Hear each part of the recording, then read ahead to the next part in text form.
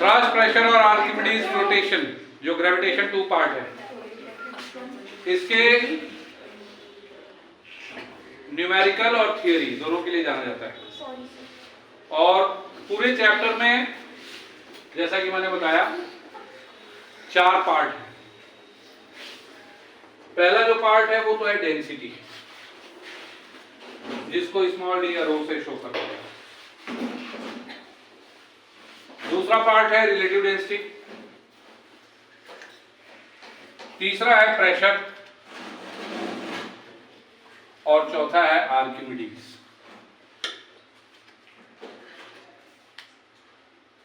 Science में 2 level के questions होते हैं। एक तो डिफाइन यूनिट, जिनको डायरेक्ट क्वेश्चन बोलते हैं। इन टॉपिक्स का मतलब आपको समझ में आए चाहे मत आए, if you have learned the direct question you will attempt. लेकिन उन क्वेश्चंस के आने के चांसेस रेयर होते हैं, कम होते हैं। तो बाकी के क्वेश्चन जो दूसरे तरीके के एप्लीकेशन क्वेश्चन है, उनको अटेम्प्ट करने के लिए जरूरी है कि इन सारे टॉपिक्स को आप बहुत अच्छे से समझो और फिर उसको अप्लाई करो। ठीक है ना, जैसे दूसरे चैप्टर्स में किया है। अब इन तीनों के बारे में मैंने कहा है कि भाई इन तीनों के बारे में यदि कुछ भी आप पढ़ते हो तो starting you should do from formula, right? क्योंकि डिटेल में तो हमने पढ़ा है, मैं एकदम शॉर्ट में कि भाई बेसिक क्वेश्चन भी इस चैप्टर के कम से कम अटेम्प्ट हो। तो इन तीनों फिजिकल क्वांटिटीज के बारे में you should start with formula. Formula पहले लर्न करो। फॉर्मूला लर्न करोगे तो एक साथ फॉर्मूला लर्न करने से 3 चीजें होंगी। आप डेफिनेशन खुद बना लोगे, याद करने की जरूरत ही नहीं है, फॉर्मूले से डेफिनेशन अपने आप बन जाएगा। यूनिट्स आप निकाल लोगे फॉर्मूला यदि याद है तो। और तीसरी चीज, इसके फॉर्मूला याद होगा तो डायरेक्ट फॉर्मूला बेस्ड जो बेसिक क्वेश्चंस होंगे वो भी आप अटेम्प्ट करने की स्थिति में होंगे। तो फॉर्मूला बहुत सारे बेनिफिट है। जैसे डेंसिटी का फॉर्मूला हमने पहले ही लिख दिया, D = m/v। रिलेटिव डेंसिटी का formula ds/dw, where ds is the density of substance, dw is density of water।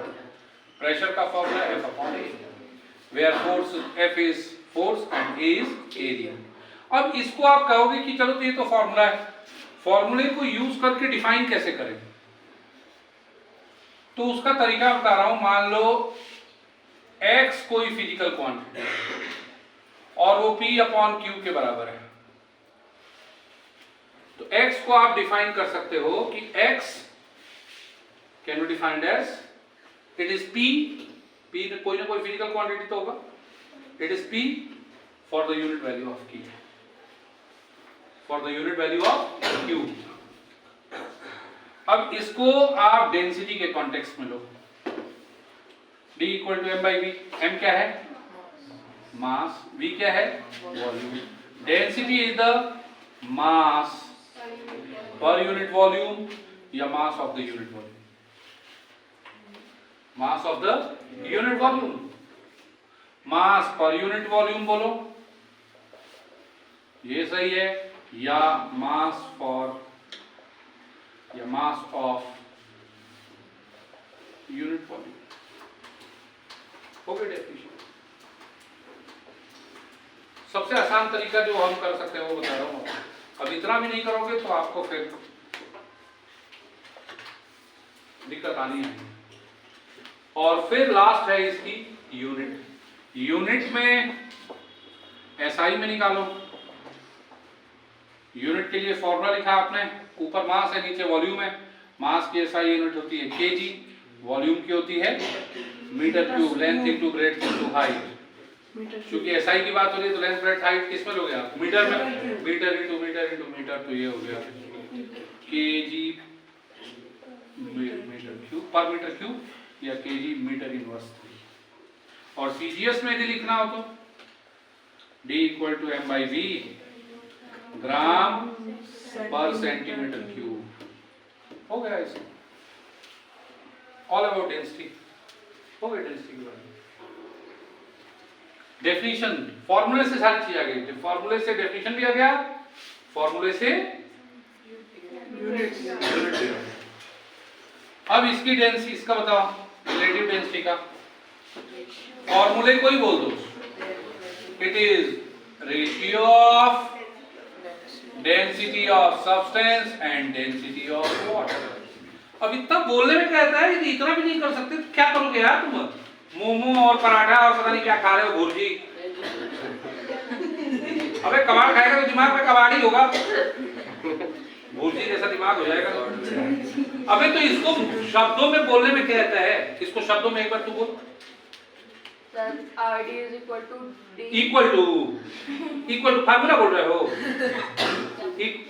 अबे इक्वल टू, चल बोल, इसकी डेफिनेशन बोलनी है। ये देखो फर्स्ट बेंच पे बैठ के इसकी डेफिनेशन बोल सब। डी की डेंसिटी की मास ऑफ यूनिट वॉल्यूम। बहुत अच्छे, बजो बहुत अच्छे, वेरी गुड।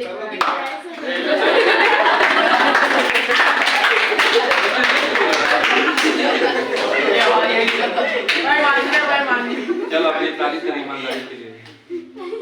चल इसको बोल।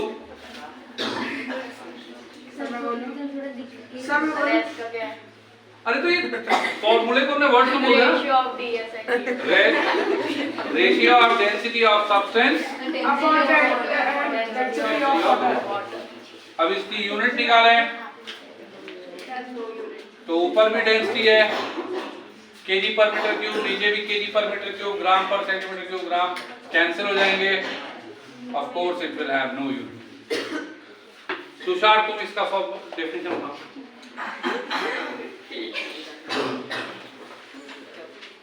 अरे ओ फोन गिरा दोगे तुम, चलो इधर। ये घूम रहे हो जैसे रोड में। जिनसे तुम फ्रेंडशिप कर रहे हो ना, वो तुम्हारे बारे में, तुम्हारे फ्यूचर के बारे में बिल्कुल कंसर्न नहीं है, लीस्ट कंसर्न। केवल उनको फ्रेंड जब तुमसे 20 गुना नंबर लाते हैं।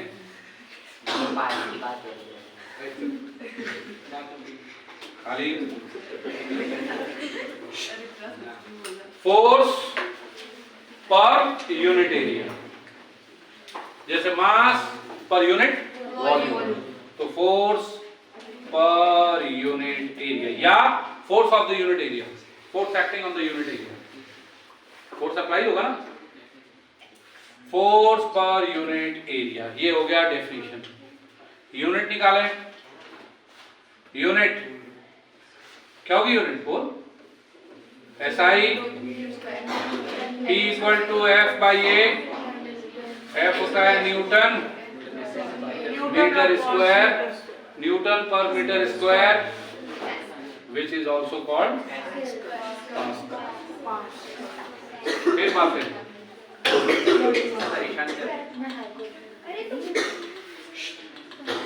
और दूसरा इसकी सीजीएस सिस्टम में यूनिट हो गई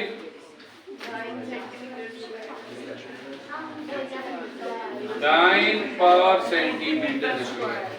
फोर्स की यूनिट हो गई डाइन पर सेंटीमीटर स्क्वायर, और इसकी सीजीएस एरिया की यूनिट हो गई सेंटीमीटर स्क्वायर, डाइन पर सेंटीमीटर स्क्वायर। डाइन को डिनोट करने का कोई नंबर नहीं होता क्या? आया समझ में? तो फॉर्मूले से डेफिनेशन यूनिट। कल इनके बेसिक क्वेश्चन में गड़बड़ हुई, बहुत बुरा मारूंगा, ध्यान रखना। जो ये फ्रेंडशिप निभा रहे हो ना तुम पीछे बैठ के, बेसिक क्वेश्चन में यदि दिक्कत हुई या फॉर्मूला वैल्यू वगैरह पुट नहीं किया तो I will hit you on record बोल रहा हूं, और I will hit you very bad.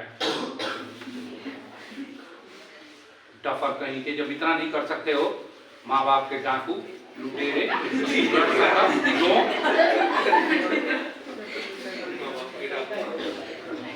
चलो रिसोर्सेज की बूथ कैप्चरिंग करने वालों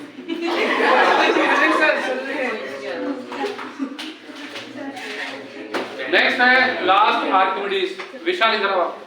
इधर जहाँ पहले थे वहीं बैठे चल।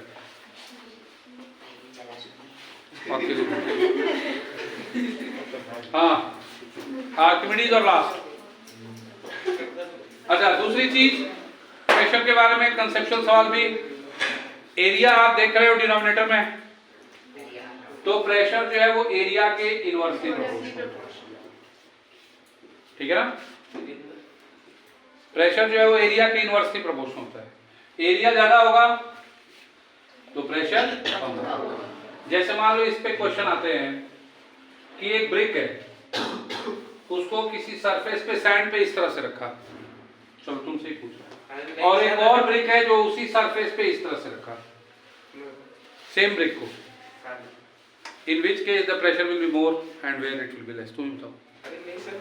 अरे मैं तुमसे पूछ रहा हूँ, वो तो जो पूछ रहे थे वो छोड़ो, ये आंसर दो तुम। अरे तो इसमें दिक्कत क्या है?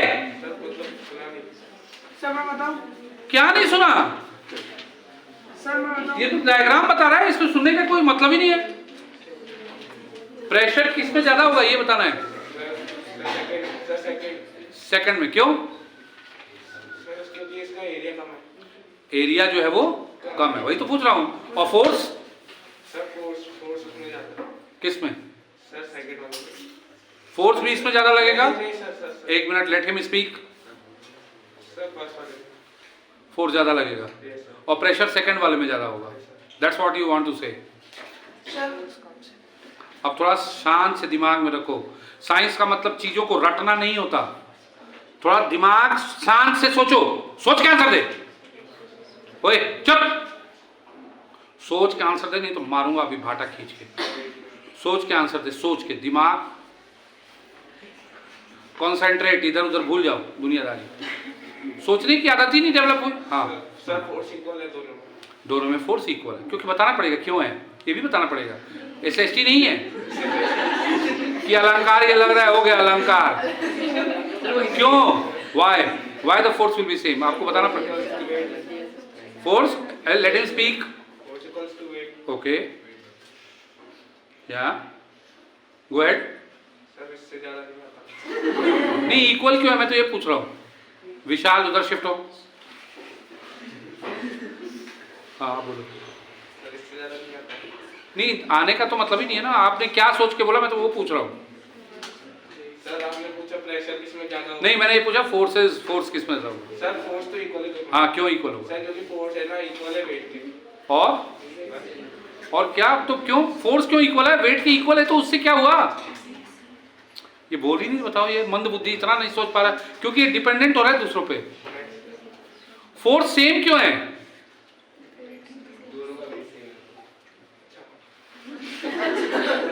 ऑब्वियस सी बात है। आप कह रहे हो फोर्स इक्वल टू वेट। अरे फोर्स इक्वल टू वेट तो चलो ठीक है, फोर्स सेम क्यों है? क्योंकि दोनों का मास सेम है, तो वेट भी सेम होगा। वेट सेम होगा तो फोर्स सेम होगा। एरिया ऑफ कांटेक्ट इसमें ज्यादा, इसमें एरिया ऑफ कांटेक्ट कम, तो ऑफ कोर्स इसका प्रेशर जो है वो ज्यादा रहेगा। When you lie down on the bed you exert weight पे, जो बेड पे लगने वाला आपका फोर्स है वो तो दोनों कंडीशन में सेम होगा, व्हेन यू लाई डाउन और when you stand. But while lying down area of contact is more, therefore you exert less pressure on the board. आप सैंड का बनाओ और उस पे लेटो और खड़े हो जाओ। When you stand, the sand will be pressed. The impression will be created more deeply because force किस में लगा? Force तो बराबर लगा। But in the second case, since the area is less, therefore the pressure exerted is more. तीन concept हो गया। चौथा और लास्ट है आर्किमिडीज, जिसके बारे में आपको पता है कि ये सॉलिड है जिसका वेट एयर में W है, और जैसे ही इसको लिक्विड में इमर्स करोगे इसका वेट पहले से कम हो जाता है। क्यों कम हो जाता है? क्योंकि इसका पहले नीचे एक ही फोर्स लग रहा था वेट, अब नीचे जो वेट लगता है वो तो लगता ही है, ऊपर बाइंड फोर्स। तो अब इसका लिक्विड के अंदर जो वेट हुआ W डैश, वो W माइनस F के बराबर है। W dash is weight in liquid weight in apparent weight in liquid, this is weight in air and this is buoyant force.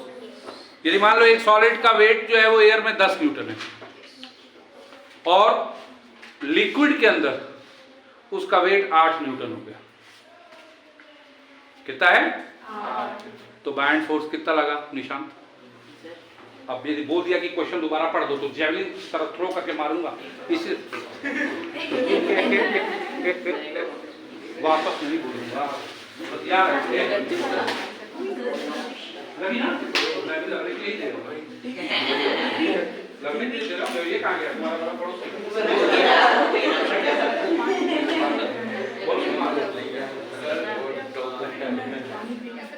क्या बात? दो buoyant force will be 2 Newton. 10 Newton का ऐसे ही question है, 10 Newton ये एक मार्क पे 10 Newton का उसका एक्चुअल वेट है और लिक्विड के अंदर उसका वेट 8 न्यूटन, माने कमी कितने की हुई? 2 न्यूटन की, तो बायंट फोर्स 2 न्यूटन हो गया, ठीक है ना? और यदि मान लो उसका वेट जो है वो 20 न्यूटन है और बायंट फोर्स लगा लिक्विड के अंदर 12 न्यूटन, तो लिक्विड के अंदर उसका वेट कितना होगा? अब और इससे बताओ कि भाई कितना मुश्किल या कितना आसान सवाल है। 20 न्यूटन उसका एक्चुअल वेट है और लिक्विड के अंदर उस पे बायंट फोर्स लग रहा है 12 न्यूटन का, तो लिक्विड के अंदर उस सॉलिड का वेट कितना होगा?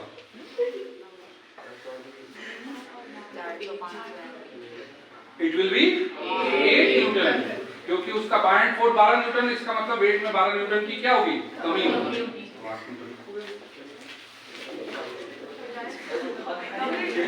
अभी बस ये खत्म हो गया, उसको जाना फिर बातें।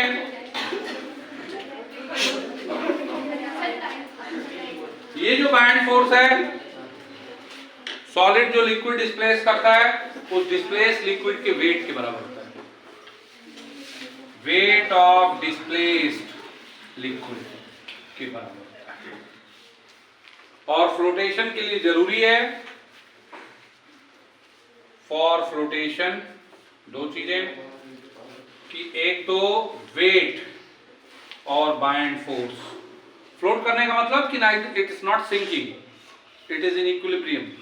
तो इक्विलिब्रियम में तभी रहेगा जब नीचे का फोर्स और ऊपर का फोर्स इक्वल, नीचे वेट और ऊपर buoyant force both remain equal, weight equal to buoyant force, ठीक है ना? जैसे वो पूछा आता है कि भाई शिप जो है वो फ्लोट करता है जबकि आयरन जो नेल है वो सिंक हो जाता है, क्योंकि शिप का वॉल्यूम बहुत ज्यादा है, उसके बेस का वॉल्यूम बहुत ज्यादा होता है, तो शिप का वेट और उस पे लगने वाला बायंट फोर्स इक्वल होता है, इसलिए वो फ्लोट करता है।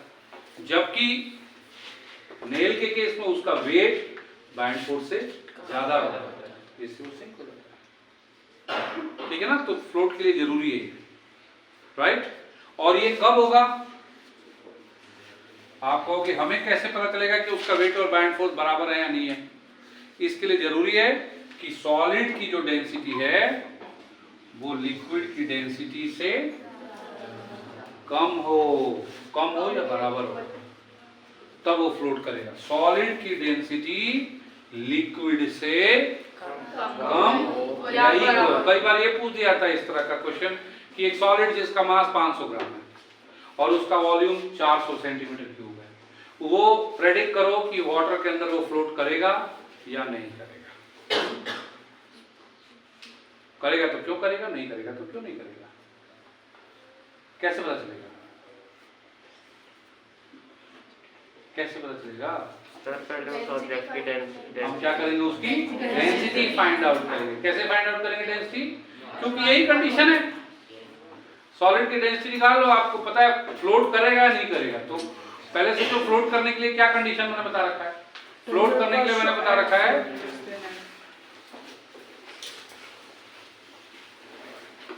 तीसरी बार आप ये सॉलिड की डेंसिटी लिक्विड से या तो कम हो या इक्वल हो, और यदि सॉलिड की डेंसिटी लिक्विड, ये सारे क्वेश्चन कल मैं दूंगा इस पे बेस, यदि लिक्विड से ज्यादा हुई सॉलिड की डेंसिटी तो will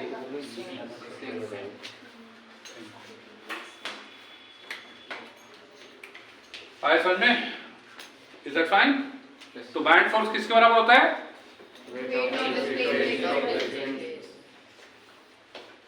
band force F is equal to weight of liquid displaced. और ये दो चीजों पे डिपेंड करता है। कौन से दो चीज? एक तो पहला है वॉल्यूम किसका? ऑब्जेक्ट का, सॉलिड का वॉल्यूम। जितना बड़ा सॉलिड होगा उतना ज्यादा, जैसे इस लिक्विड को पानी में इमर्स करें, इसको इमर्स करें, मान लो इसका मास ज्यादा है और इसका मास कम है, लेकिन वॉल्यूम इसका ज्यादा दिख रहा है, ये ज्यादा लिक्विड डिस्प्लेस करेगा। तो इसका मास चाहे कुछ भी हो, मास से कोई फर्क नहीं पड़ता, लेकिन जिसका वॉल्यूम ज्यादा होगा वो ज्यादा लिक्विड डिस्प्लेस करेगा, और ज्यादा लिक्विड डिस्प्लेस करेगा तो ऑफकोर्स उस पर लगने वाला बैंड फोर्स भी क्या होगा। और दूसरा डेंसिटी ऑफ लिक्विड की डेंसिटी, कि जैसे एक ही सॉलिड को प्योर वाटर में डिप करें, इमर्स करें, और सॉल्टी वाटर में इमर्स करें, किसमें एपरेंट वेट ज्यादा होगा? Salty water. सोच के, एपरेंट वेट। देखो अब कई सारे same solid, first was immersed in plain water, then it was immersed in salty water, in which the apparent weight will be more, and why? In which the solid will experience greater band force, right? And why? तो band force किसमें ज्यादा लगेगा? salty water। और जब इसमें band force ज्यादा लगेगा तो इसमें apparent weight कम होगा। तो apparent weight ज्यादा कहाँ होगा? plain water में, exactly। अब एक एक मार्क के देखो, ट्रिकी सवाल है सारे। Where will it experience greater band force? किसमें loss in weight ज्यादा होगा, किसमें band force ज्यादा होगा, किसमें apparent weight ज्यादा होगा, किसमें apparent weight कम होगा। Same thing can be asked in different languages to create a kind of confusion। तो साइंस का मतलब ये नहीं है define pressure, define density, right? ये साइंस नहीं है। साइंस का मतलब है compel you to think. Even for half or 1 mark question, you are compelled to think। बिना सोचे आपसे आधे 1 मार्क का भी क्वेश्चन न हो, that's what science। आया समझ में? और ऐसा ही होता है paper. Define pressure, define density, right it's SI unit, ये सब नहीं है साइंस के क्वेश्चन। ये हार्डली कोई एक आध आ गया तो आ गया, ऐसे नहीं आते सब। आया समझ में? तो अब एक बार दोबारा बता दो कि मैंने क्या किया कि एक ही सॉलिड को वाटर में रखा और सेम सॉलिड को ग्लिसरीन में रखा, इमर्स किया ग्लिसरीन में, right? Got it? Same solid. Buoyant force किसमें ज्यादा होगा? Of course glycerine. क्यों? डेंसिटी। डिस्प्लेस्ड लिक्विड का वॉल्यूम किसमें ज्यादा होगा? सेम होगा दोनों में। दोनों में। सोच के बोला करो। डिस्प्लेस्ड लिक्विड का वॉल्यूम किसमें ज्यादा होगा? क्यों? क्योंकि दोनों का वॉल्यूम सेम है। डिस्प्लेस्ड लिक्विड का वेट किसमें ज्यादा होगा? ग्लिसरीन में। ग्लिसरीन में। क्योंकि सर वेट में कमी किसमें ज्यादा होगी? नील, वेट में कमी किसमें ज्यादा होगी? अभी देखो ये सारे क्वेश्चंस हैं। कमी, लॉस इन वेट, ग्लिसरीन में वेट में कमी वहां ज्यादा होगी जहां बैंड फोर्स ज्यादा लगे। ग्लिसरीन में बैंड फोर्स ज्यादा है, वेट में कमी तो बैंड फोर्स है। बैंड फोर्स की वजह से तो कमी होती है, कमी बैंड फोर्स। एपरेंट वेट किसमें ज्यादा होगा? वाटर में। एपरेंट वेट कम किसमें होगा? ग्लिसरीन में। अंडरस्टैंड? और डिस्प्लेस्ड लिक्विड का वेट किसमें ज्यादा होगा? डिस्पर्स लिक्विड का वेट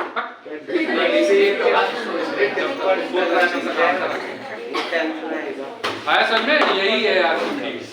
अब और डीप क्वेश्चन करने के लिए फिर डिस्प्लेस्ड लिक्विड का वेट निकालो, वॉल्यूम निकालो, और डीपर क्वेश्चन है।